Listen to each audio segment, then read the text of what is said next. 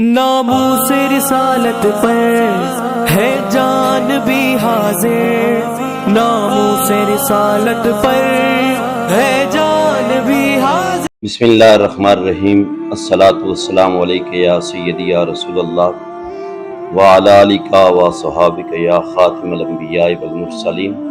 السلام علیکم ورحمۃ اللہ وبرکاتہ۔ سامعین وقار، آج ہم جس موضوع پہ لب کشائی کریں گے، کریم آقا علیہ الصلوۃ والسلام کی طبیعت مبارکہ کے متعلق عرض کریں گے۔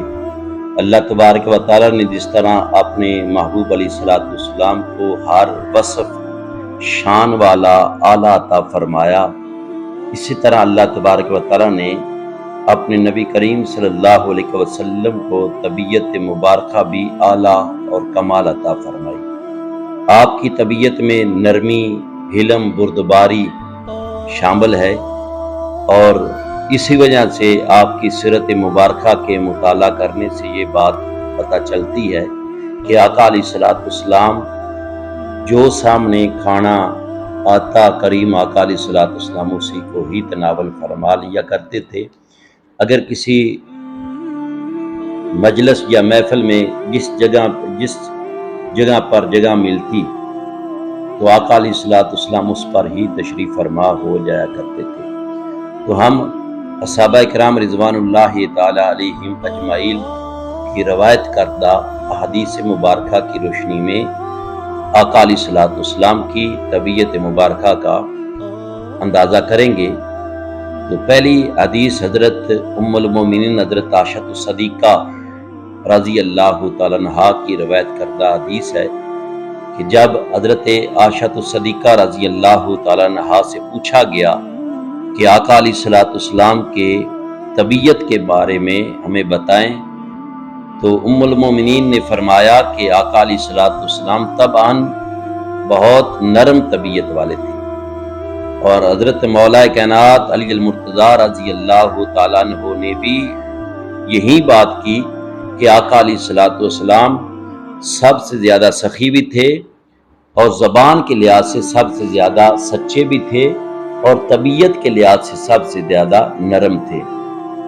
آپ کی طبیعت مبارکہ کا اندازہ اس بات سے لگایا جا سکتا ہے، حضرت انس رضی اللہ تعالیٰ عنہ آپ فرماتے ہیں کہ میں نے 10 سال آقا علیہ الصلوۃ والسلام کی خدمت اقدس میں گزارے، اور 10 سال میں ایک مرتبہ بھی آقا علیہ الصلوۃ والسلام نے مجھے برا بھلا نہیں کہا، نہ ہی کبھی سزا دی ہے، نہ ہی کبھی جھڑکا ہے۔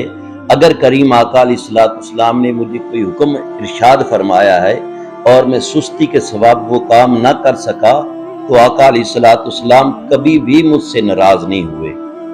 تو آپ کی طبیعت کی نرمی کا اندازہ اس بات سے لگایا جا سکتا ہے کہ حضرت ابو ہریرہ رضی اللہ تعالیٰ عنہ اور حضرت ابو ذر رضی اللہ تعالیٰ عنہ آپ فرماتے ہیں کہ بعض اوقات کریم آقا علیہ الصلوۃ والسلام اپنے صحابہ کے درمیان اس طرح بیٹھ جایا کرتے تھے کہ جو بھی اجنبی بندہ آتا اس کو پوچھنا پڑتا کہ تم میں سے رسول اللہ صلی اللہ علیہ وسلم کون ہے۔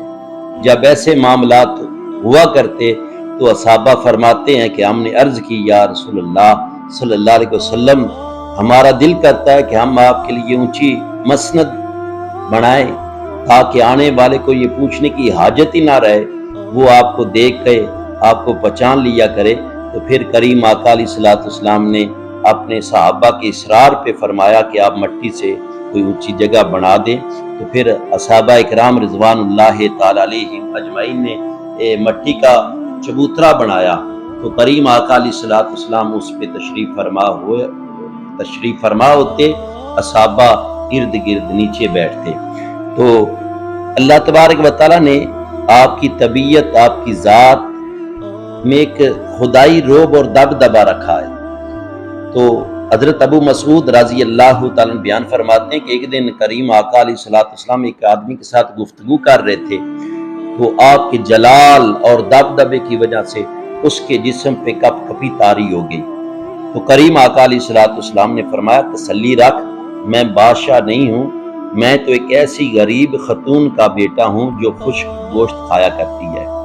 تو حضرت ابو ہریرہ رضی اللہ تعالیٰ سے حدیث مروی ہے کہ نبی کریم صلی اللہ علیہ وسلم کے ساتھ آپ فرماتے کہ میں بازار گیا اور میں نے آپ صلی اللہ علیہ وسلم نے 4 درہم کی عوض شلوار خریدی اور دکاندار کو فرمایا خوب اچھی طرح وزن کر لو.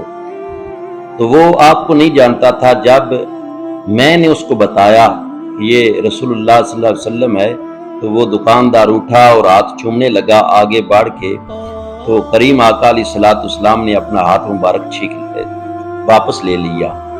تو رستے میں حضرت ابو ہریرہ رضی اللہ تعالیٰ عنہ فرماتے ہیں کہ میں نے عرض کی یا رسول اللہ صلی اللہ علیہ وسلم یہ سامان آپ مجھے دے دیجئے میں اٹھا لیتا ہوں.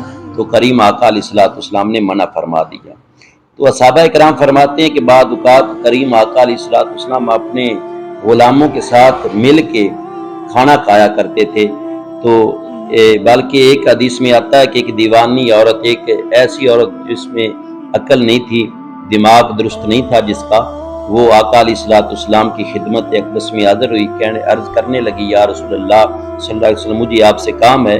تو آپ اس پر آپ شفقت فرماتے ہوئے فرمایا ہے خاتون اپنے کام کے لیے تو مجھے جہاں لے جانا چاہے میں تیرے ساتھ جانے کے لیے تیار ہوں.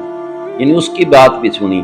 اور بعض اوقات تو آقا علیہ الصلوۃ والسلام اپنی چادر انور اپنے غلاموں کے لیے بچھا دیا کرتے تھے. ایک دفعہ کریم آقا علیہ الصلوۃ والسلام ایک کمرہ مبارک میں تشریف فرما تھے اور کمرے میں کریم آقا علیہ الصلوۃ والسلام کے صحابہ اور کمرہ بالکل فل تھا.